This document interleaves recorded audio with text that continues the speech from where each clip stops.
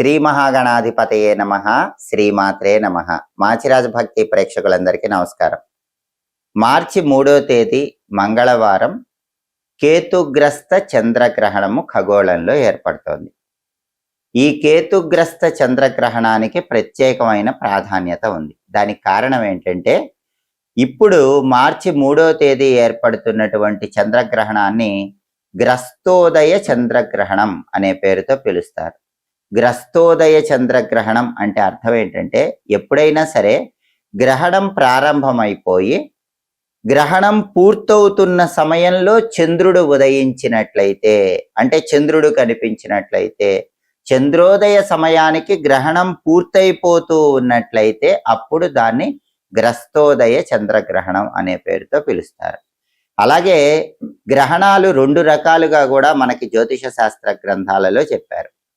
ఖగ్రాస చంద్రగ్రహణం, ఖండగ్రాస చంద్రగ్రహణం అని గ్రహణాలను 2 రకాలుగా తీసుకోవాలి. ఖగ్రాస అంటే అర్థం ఏంటంటే, ఎప్పుడైతే గ్రహణం సంపూర్ణంగా కనిపిస్తుందో ఆ సంపూర్ణ చంద్రగ్రహణాన్ని ఖగ్రాస చంద్రగ్రహణం అంటారు. అలా కాకుండా గ్రహణం కొంత భాగం మాత్రమే కనిపించినట్లయితే, పాక్షికంగా కనిపించినట్లయితే దాన్ని ఖండగ్రాస చంద్రగ్రహణం అనే పేరుతో పిలుస్తారు.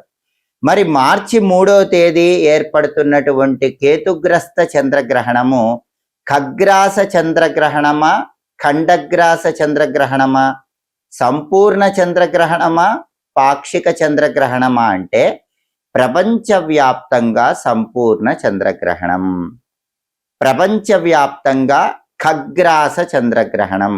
కానీ భారతదేశం వచ్చేసరికి భారతదేశంలో మాత్రం గ్రహణం పూర్తయిపోయే సమయంలో మనకు కనిపిస్తోంది కాబట్టి భారతదేశంలో మాత్రం దీన్ని పాక్షిక చంద్రగ్రహణంగా, ఖండగ్రాస చంద్రగ్రహణంగా తీసుకోవాలి. అది కూడా గ్రహణం పూర్తయిపోతున్న సమయంలో అప్పుడు మనకు చంద్రోదయం అవుతోంది కాబట్టి దీన్ని గ్రస్తోదయ చంద్రగ్రహణం అనే పేరుతో పిలుస్తారు. కాబట్టి మార్చి 3వ తేదీ ఏర్పడుతున్నటువంటి చంద్రగ్రహణాన్ని పరిగణనలోకి తీసుకోవాలా, తీసుకోకూడదా అంటే ఖచ్చితంగా తీసుకోవాలి. ఎందుకు పరిగణనలోకి తీసుకోవాలి అంటే, గ్రహణం పూర్తయిపోయే సమయంలో మనకి ఆకాశంలో భారతదేశంలో అది కనిపిస్తోంది కాబట్టి దాన్ని తప్పకుండా పరిగణనలోకి తీసుకోవాలి. అయితే మార్చి 3 ఏర్పడుతున్నటువంటి ఈ కేతుగ్రస్త చంద్రగ్రహణం ఎప్పుడు ప్రారంభమవుతోందంటే మధ్యాహ్నం 3:20 ప్రారంభమవుతోంది. ఎప్పుడు పూర్తయిపోతుందంటే సాయంకాలం 6:47 పూర్తయిపోతుంది. మధ్యాహ్నం 3:20 గ్రహణం ప్రారంభమైనప్పుడు మనకు కనిపించదు, కానీ సాయంకాలం 6:47 గ్రహణం పూర్తయిపోతున్నప్పుడు మనకు కనిపిస్తుంది. అంటే గ్రహణం పూర్తయిపోయే సమయం కనిపిస్తోంది కాబట్టి దీన్ని గ్రస్తోదయ చంద్రగ్రహణం అంటారు. ఇది ఒక్కొక్క ప్రాంతంలో ఒక్కొక్క సమయంలో మనకు కనిపిస్తుంది. ప్రధానంగా మనం హైదరాబాద్ పరిసర ప్రాంతాలు తీసుకుంటే హైదరాబాదులో ఇది 6:24 సాయంకాలం పూట కనిపిస్తోంది.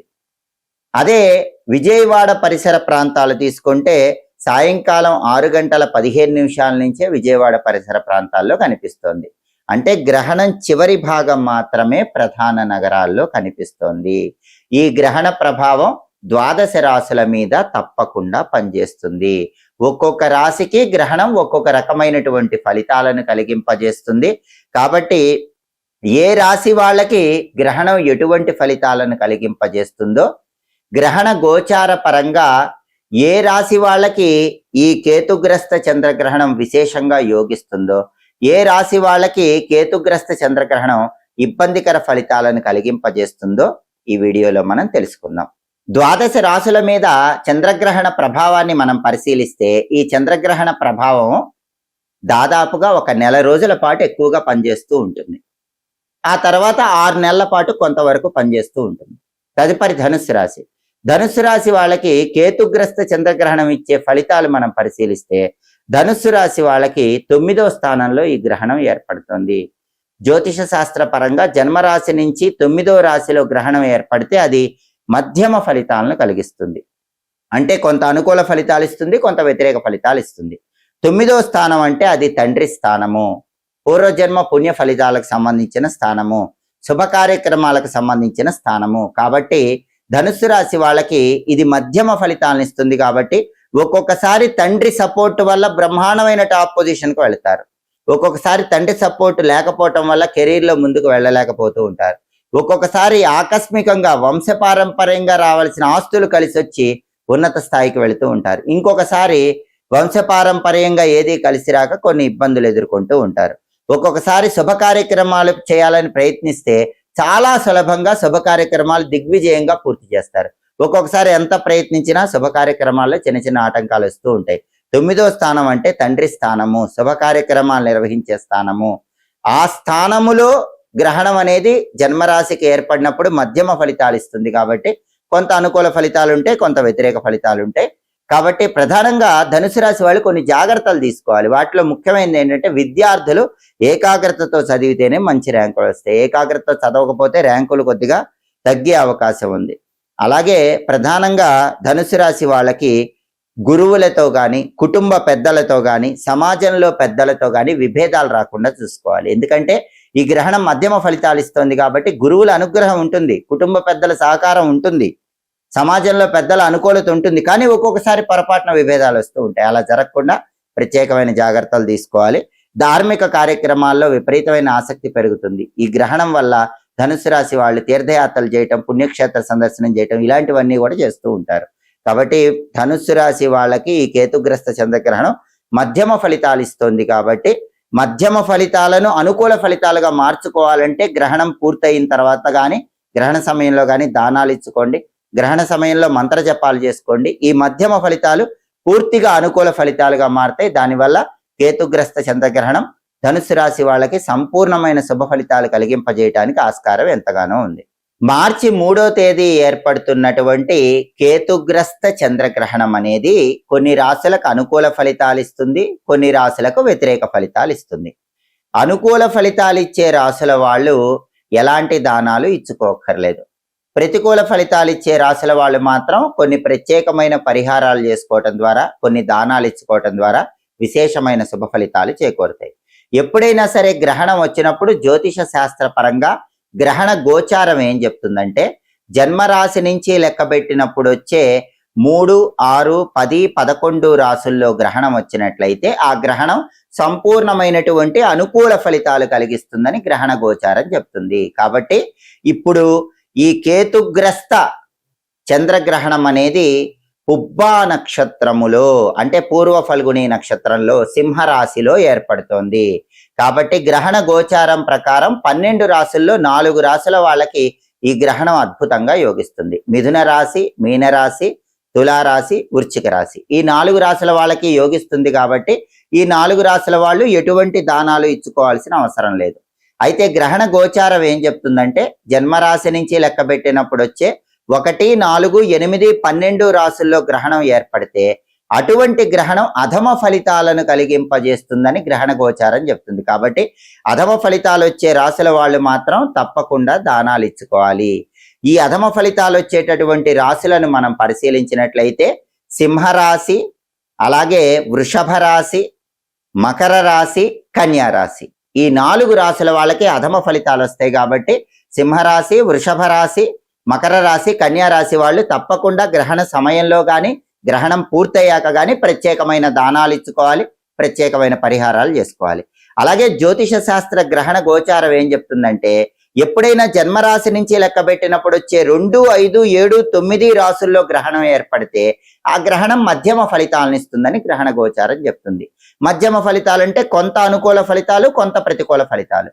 మధ్యమ ఫలితాలు ఉన్న వాళ్ళు కూడా దానాలు తప్పకుండా ఇచ్చుకోవాలి. గ్రహణం అప్పుడు కానీ, గ్రహణం పూర్తయ్యాక కానీ దానాలు ఇచ్చుకుంటే విశేషమైన ప్రయోజనాలు చేకూరుతాయి. ఈ మధ్యమ ఫలితాలు వచ్చే రాశులను మనం పరిశీలిస్తే మేషరాశి, అలాగే కర్కాటక రాశి, కుంభరాశి, ధనుస్సు రాశి ఈ 4 రాశుల వాళ్ళకి మధ్యమ ఫలితాలు వస్తాయి. కాబట్టి మేషరాశి, కర్కాటక రాశి, కుంభరాశి, ధనుస్సు రాశి వాళ్ళు కూడా దానాలు ఇచ్చుకుంటే ప్రతికూల ఫలితాలు తగ్గిపోతాయి, అనుకూల ఫలితాలు రెట్టింపు అవుతాయి. కాబట్టి 12 రాశుల్లో ఈ 8 రాశుల వాళ్ళు అంటే మధ్యమ ఫలితాలు వచ్చేవాళ్ళు అధమ ఫలితాలు వచ్చే వాళ్ళు మాత్రం ప్రత్యేకమైన దానాలను ఇచ్చుకోవటం, ప్రత్యేకమైన పరిహారాలు చేసుకోవటం చేయాలి.